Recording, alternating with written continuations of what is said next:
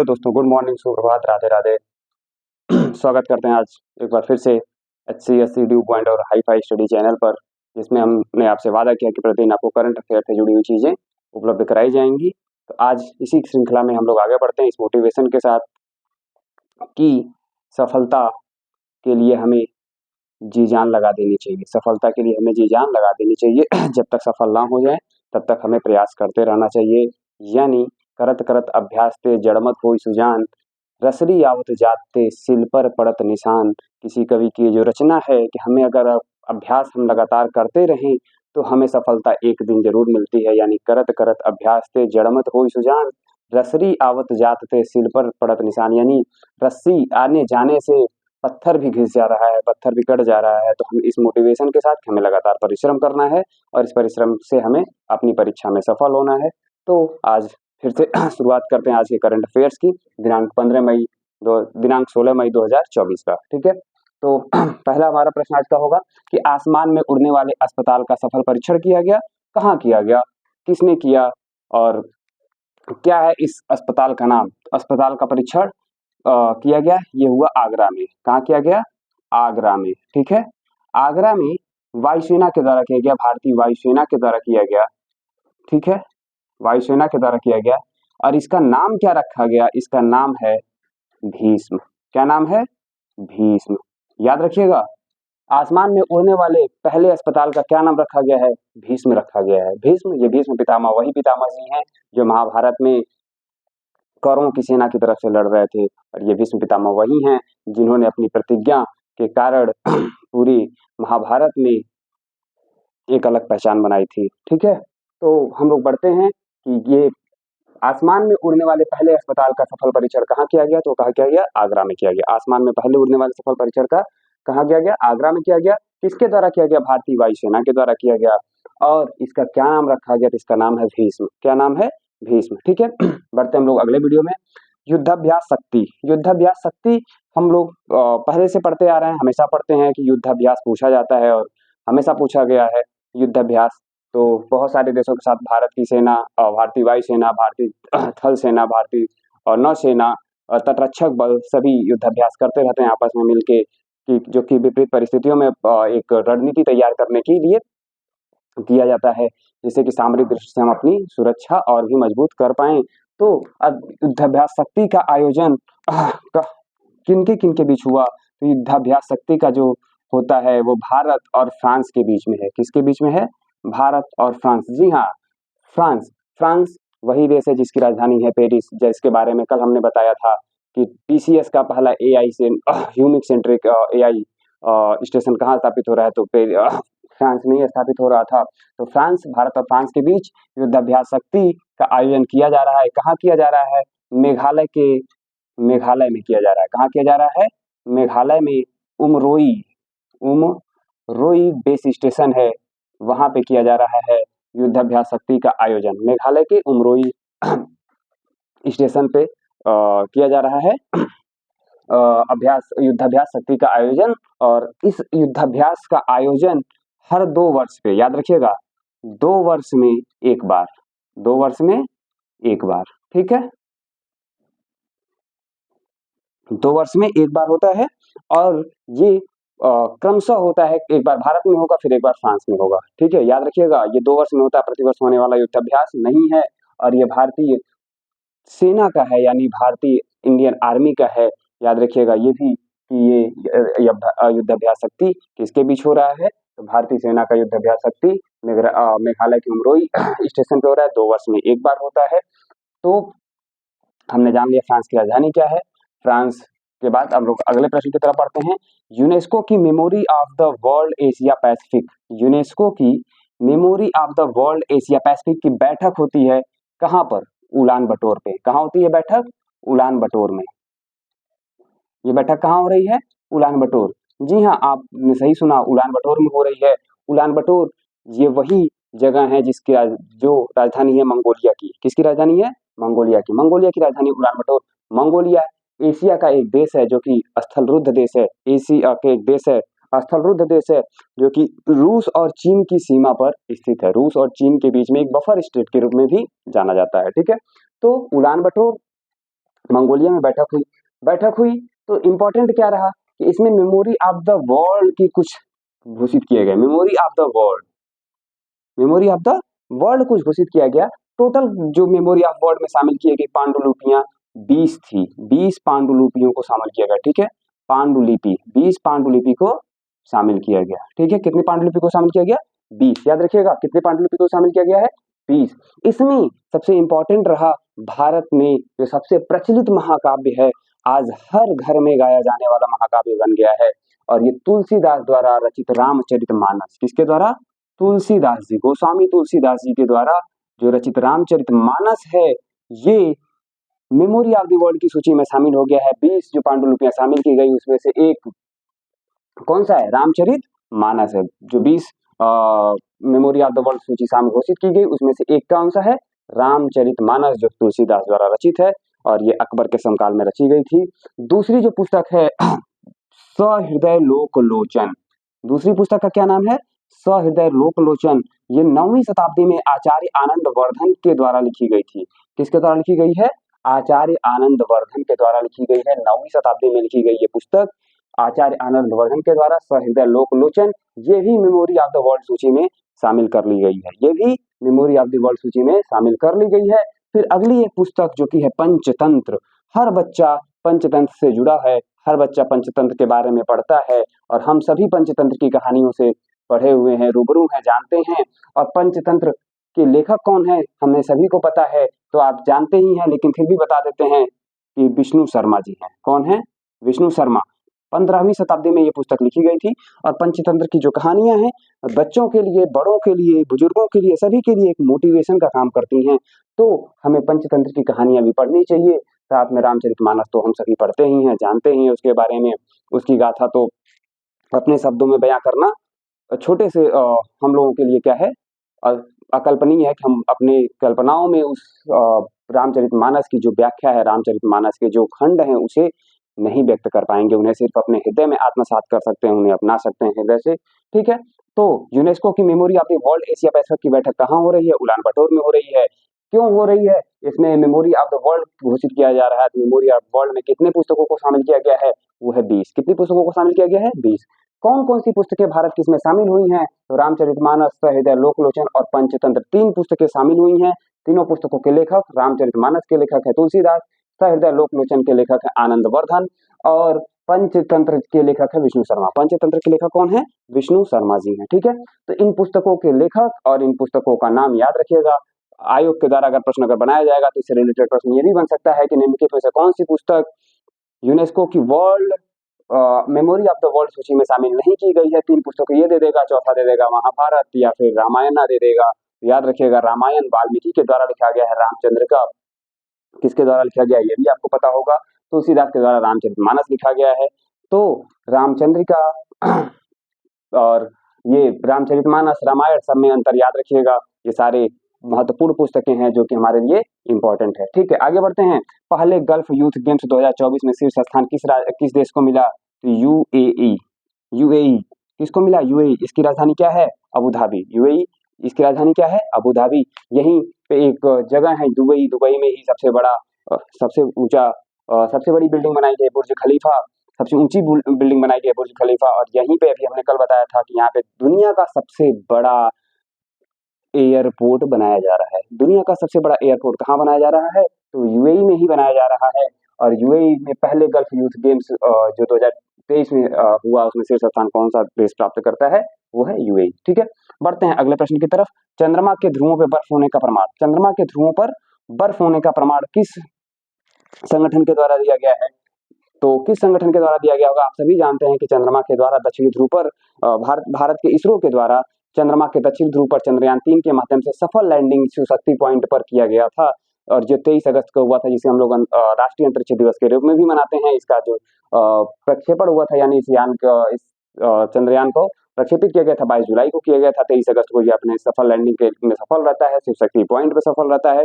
Lander गया था Vikram, rover गया था प्रज्ञान, सब कुछ आपको पता ही है। ये तो इसरो ने ध्रुवों पर इसरो के चंद्रमा के ध्रुवों पर बर्फ होने का प्रमाण किसके द्वारा दिया जा रहा है? तो इसरो के द्वारा दिया गया है। किसके द्वारा दिया गया है? इसरो के वैज्ञानिकों के द्वारा दिया गया है। इसरो जिसकी स्थापना हुई थी 1969 में, इसरो जिसकी स्थापना हुई थी कब?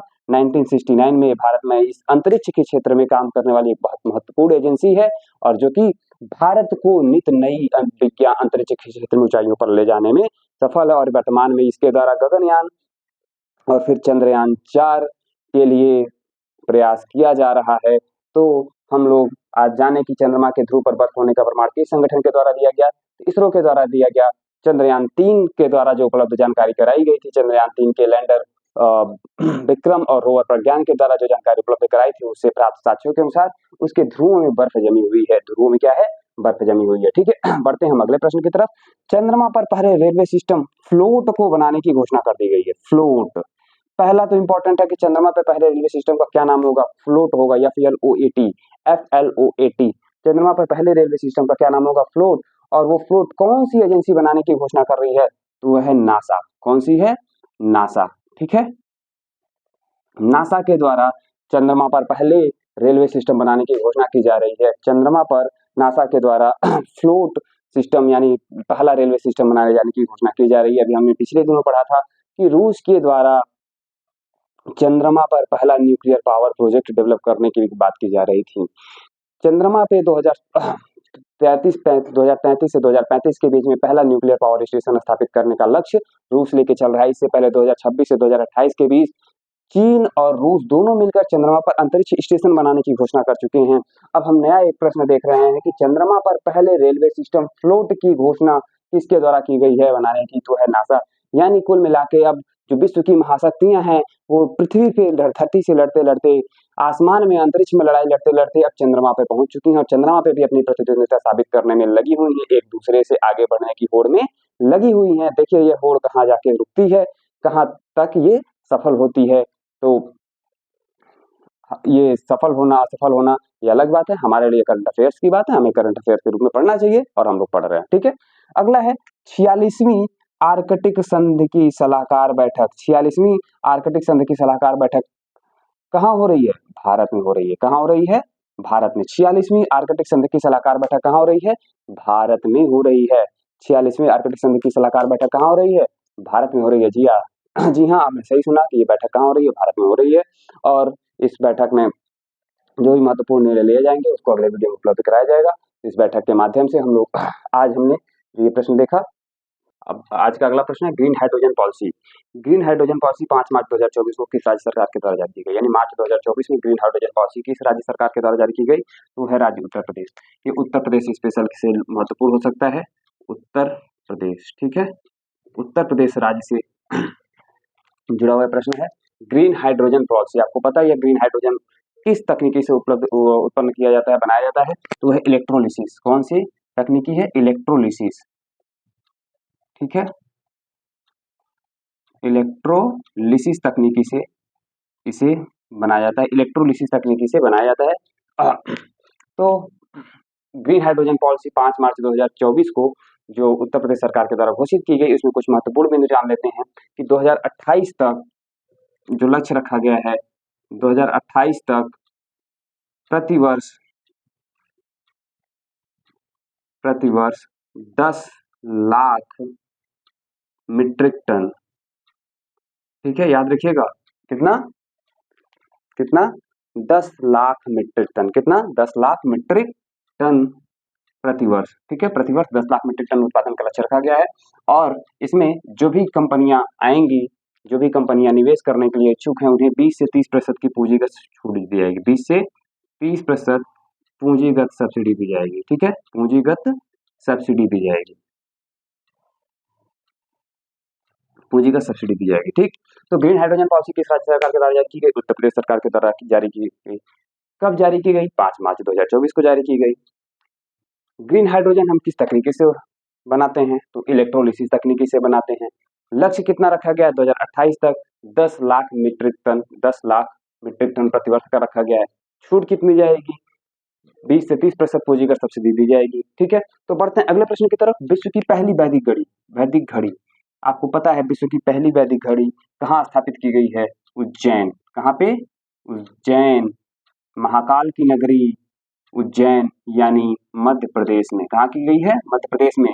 और कहाँ पे की गई है? ये जीवाजी वेधशाला है। कौन सी वेधशाला है? जीवाजी वेधशाला, ठीक है। जीवाजी वेधशाला में दुनिया की पहली वैदिक घड़ी स्थापित की गई है। दुनिया की विश्व की पहली वैदिक घड़ी कहाँ स्थापित की जा रही है? जीवाजी वेधशाला उज्जैन में स्थापित की जा रही है। उज्जैन ये वही नगरी है जहाँ पे बाबा महाकाल जी यानी शिव शंकर जी के जो 12 ज्योतिर्लिंग है, महाकालेश्वर जी का धाम है। और उज्जैन में ही द्विज उवाम एक नाम से हम कोड पढ़ते हैं, द्विज उवाम, याद रखिएगा, द्विज उवाम, द्विज उवाम, ये वो शहर हैं, जी हाँ, ये वो शहर हैं जिस पे वेधशाला, जहां पर वेधशाला जयसिंह के द्वारा बनवाई गई थी। जयसिंह, सवाई राजा जयसिंह के द्वारा, राजस्थान के थे इन्होंने, सवाई राजा जयसिंह ने 5 वेधशालाएं बनाई थी। कहाँ कहाँ बनवाई थी? तो याद रखिएगा, दिल्ली, जयपुर, उज्जैन, दिल्ली, जयपुर, उज्जैन, फिर वाराणसी, वाराणसी यानी बाबा विश्वनाथ की नगरी, वाराणसी यानी बाबा विश्वनाथ की नगरी, वाराणसी बीएचयू का शहर, बीएचयू यानी बनारस हिंदू यूनिवर्सिटी का शहर, वाराणसी जहां पर सबसे अधिक जीआई टैग दिया गया। वाराणसी की सिल्क साड़ियां अपने आप में प्रसिद्ध हैं। और मथुरा अगला जो नाम है, मथुरा, ठीक है। तो सवाई राजा जयसिंह, मिर्जा सवाई राजा जयसिंह के द्वारा 5 वेधशालाएं कहाँ कहाँ बनवाई गई थी? दिल्ली, जयपुर, उज्जैन, वाराणसी, मथुरा।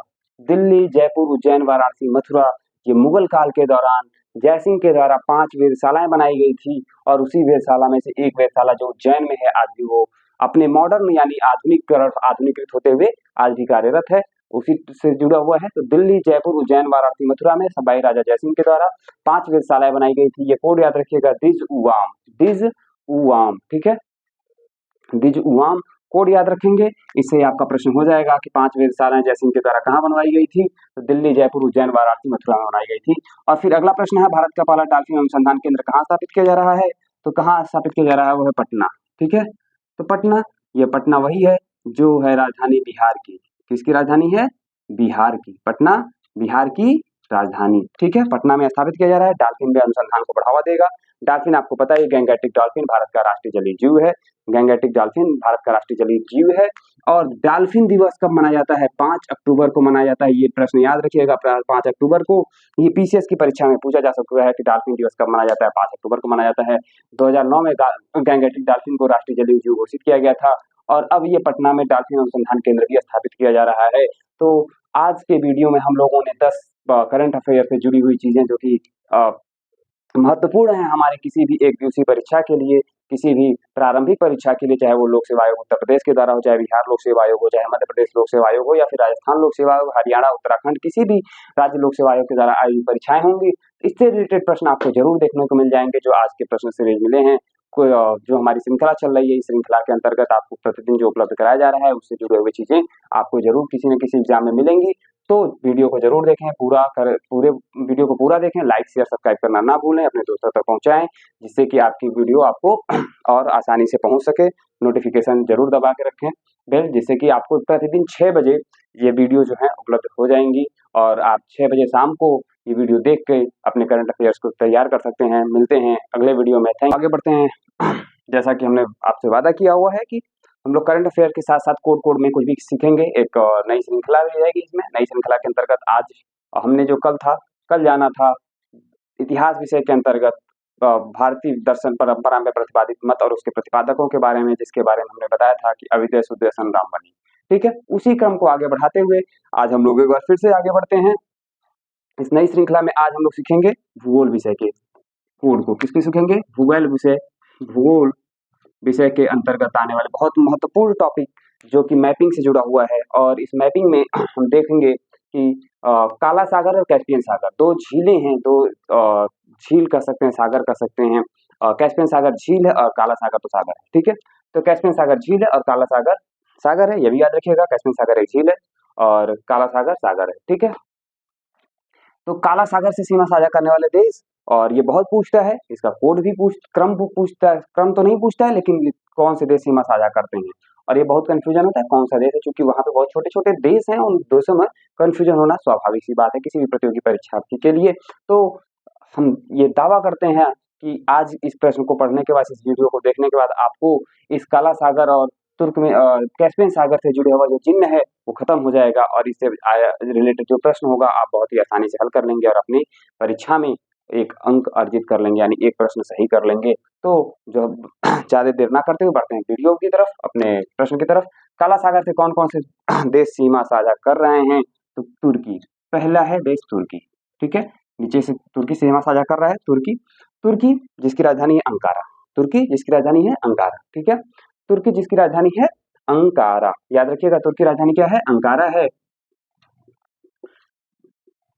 बुल्गारिया जिसकी राजधानी है सोफिया, बुल्गारिया, सोफिया, ठीक है? बुल्गारिया जिसकी राजधानी क्या है? सोफिया। फिर है रोमानिया, रोमानिया जिसकी राजधानी है बुखारेस्ट, क्या है? Bucharest, Romania, Bucharest. यूक्रेन जिसकी राजधानी है कीव, यूक्रेन जिसकी राजधानी है कीव, यूक्रेन जिसकी राजधानी है कीव। और रूस, रूस की राजधानी है मॉस्को, रूस की राजधानी है मॉस्को, जो है मस्कोवा नदी के तट पे। और ब्रह्मपुत्र यानी ब्रह्मोस, और ब्रह्मपुत्र जो है ब्रह्मोस, जो भारत का ब्रह्मोस मिसाइल है ब्रह्मपुत्र, और मस्कोवा नदी के नाम पे ही ब्रह्मपुत्र रखा गया है ना, ब्रह्मोस, ठीक। जॉर्जिया, जॉर्जिया की राजधानी त्बिलिस, क्या है? त्बिलिसी, त्बिलिसी, ठीक है। तो हमने देखा कि काला सागर से सीमा साझा करने वाले देश कौन से हैं? तुर्की है, बुल्गारिया है, रोमानिया है, यूक्रेन है, रूस है, जॉर्जिया है। ये तो ठीक है, लाइन से हम लोग देख लिए, किंतु जब पूछता है कि कौन कौन से देश सीमा साझा करते हैं तो कंफ्यूजन हो जाती है कि वहाँ पे जो छोटे छोटे देश हैं क्या उसमें से कोई एक आध देश और भी है क्या। तो इसके लिए जो मैंने कोड बनाया हुआ है बहुत आसान कोड है।